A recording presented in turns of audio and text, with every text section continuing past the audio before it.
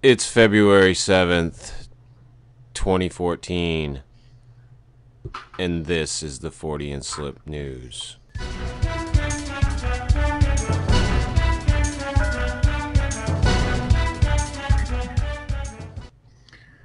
And from the BBC.co.uk, no Loch Ness Monster sightings for the first time since 1925. For the first time in almost 90 years, no confirmed sightings have been made of the Loch Ness Monster. Have there been any real confirmed sightings? A veteran Nessie spotter has said. Gary Campbell, who keeps a register of sightings, said no one has come forward in 18 months to say they have seen the monster. Campbell. Just a little tidbit. Bookmaker William Hill also said that the 3 entries to its annual Nessie spotting contest could be explained. A contest? When Nessie's spotting, no winner. She could be pregnant. They were images of a wave, a duck, and a picture not even taken on Loch Ness. Mr. Campbell said it was the first time since 1925 that there had been no confirmed reports of the monster. He said, "It's very upsetting news, and we don't know where she's gone. The number of sightings has been reducing since the turn of the century, but this is the first time in almost 90 years that Nessie wasn't seen at all." Have you ever looked into Nessie's eyes? Mr. Campbell, a chartered accountant based in Inverness, has been logging Mr. Alcorn. Has been logging Nessie sightings for 17 years after seeing something in the loch himself. As Nessie's registrar of sightings, he has put together a listing of sightings going back 1,500 years. Irish missionary Saint Columba is said to have encountered the beast in River Ness in 565 A.D. Mr. Campbell said so far 1,036 reported sightings have been recorded, and there were some in 2012.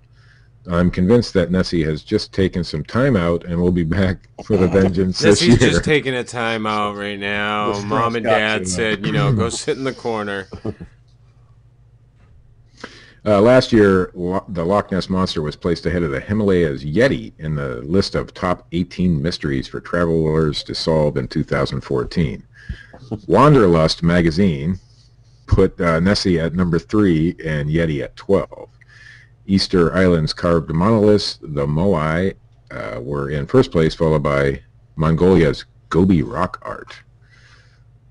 And in a related story from the Daily Mail.co.uk. Yes, my favorite news source.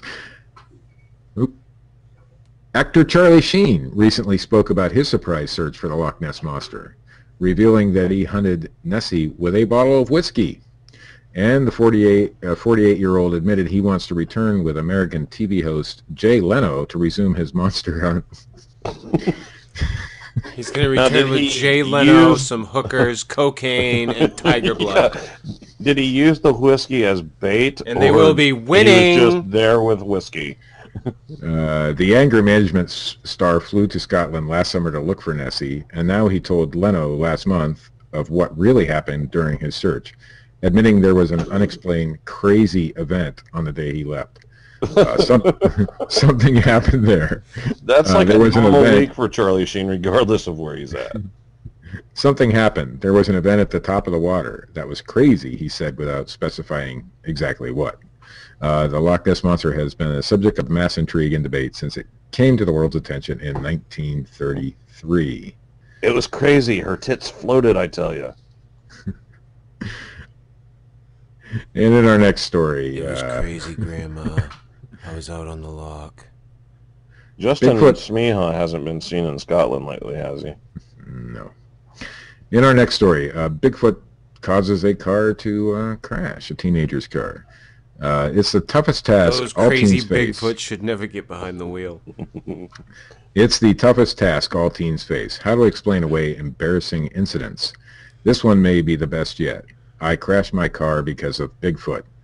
The Ohio State Highway Patrol say an unusual incident happened about 3 a.m. on January 28th. Officers responded to reports of a road crash when they encountered an unusually creative teen. Sergeant Ron Cox confirmed that Robert Savanich of Columbia, a speeding car went off the road and crashed into a ditch. At that point, it just seemed a routine event. But the story behind the accident added a new twist to the officer's morning. A Bigfoot hunt. Savanich told the troopers that he pushed his pedal to the metal when he saw a Bigfoot standing next to a stop sign. Police searched the area, but found no Bigfoot. He had his thumb out. Police found searched in the car was an ounce of mushrooms. Police searched the area, but found no Bigfoot nor any Bigfoot prints. Nor a stop sign. Nor a rock. Now Savanich faces a charge of failing to control his vehicle. Friends don't let Bigfoot drive. From the Huffington Post, reality TV star snaps up the Indiana Demon House.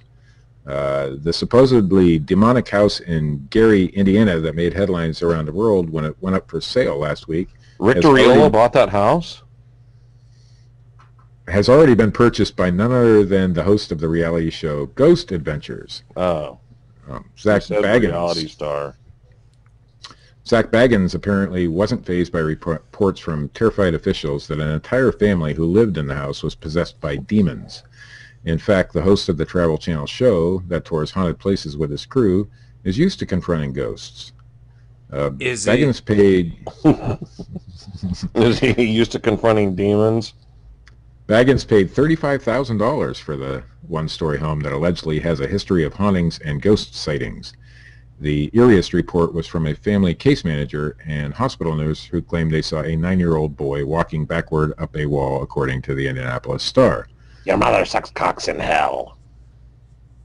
Latoya Adams, I want to note I was about to go there. Latoya Ammons, her mother, and 3 children are at the center of the mystery. The family claimed that since they began renting the house in 2011, they had witnessed a host of eerie phenomena, such as phantom footsteps and one of the girls levitating over her bed. Many of the events were compiled by officials in a nearly 800-page document, which included interviews with police, child welfare agents, psychologists, and even the Catholic priest who went to the home to perform a number of exorcisms to expel the demons. Even police Captain Charles Austin said he has been converted into a believer in ghosts and demons after visiting the family at the house. And but being Baggins, introduced to Captain Howdy. But Baggins, a self-proclaimed ghost hunter, isn't intimidated. He said he plans to conduct further research into the paranormal activity, telling the Star, "It's not entertainment. I really do have a passion for this stuff and the research aspect." So now the demon house becomes the douchebag house. And in our final story of the night, and my personal favorite, Unarius, the UFO cult, gets profiled in Children of the Stars, a documentary. Some people look at films like Star Wars and see science fiction, but the members of a UFO group based in El Cajon, California, see a documentary. The group is the Unarius Academy of Science, and members believe that humans have been reincarnated many, many times on this planet and others. When And they believe watching in a Star movie, Wars? when watching a movie like Star Wars, Unarius Rictor and Dax Russell? Unarius members also believe that they're actually seeing a recording of their past experiences on other worlds.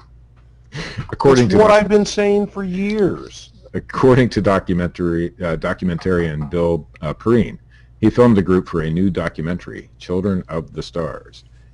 They have created a belief loop where they can see a film like Gladiator, have a past life flashback, and then make another film about that experience, Perrine told the Huffington Post. Called Shitty Gladiator. Unarius has been around since the mid-1950s when it was created by former electrical engineer Ernest L. Norman and his wife flashbacks, Bruce. and none of them have included me writing a fucking movie script. So they watched, like, Charlie Chaplin movies?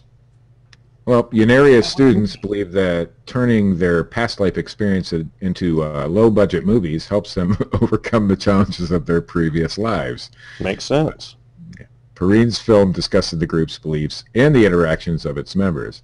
The spotlight shines brightest on Ruth Norman's relationship with her underling and eventual successor, Charles Spiegel, who came to believe that he was the fallen angel Lucifer in a past life. He was her lackey and a bit of a whipping boy, Perrine said. Every time he made her angry, he became another evil person he had been in a past life. Wow. You won't like me when I'm angry. Neither did Germany. Yeah. I got no words for this. I'm sorry. I got nothing. I'm sorry. I'm not going to even finish this. It's good enough. So Pulp Fiction was actually about myself and Christopher. Yeah. Yeah, because I have no clue. I've never seen it. That's where we go with it. And then you and I, we film right. it. Right. And I say, cut it into a shitty version. It's a Royale with cheese. So I'm the one with the bad motherfucking wallet. You're the one with the bad motherfucking wallet. Unless you want to be the other guy. No, you can be that guy. Alright. I can be the that's the boxer. news, fellas. That is it, and we are done. Sort of. Until Chris plays the music. There you go. There it is. God, I couldn't even... I hope Unarius doesn't listen to our show.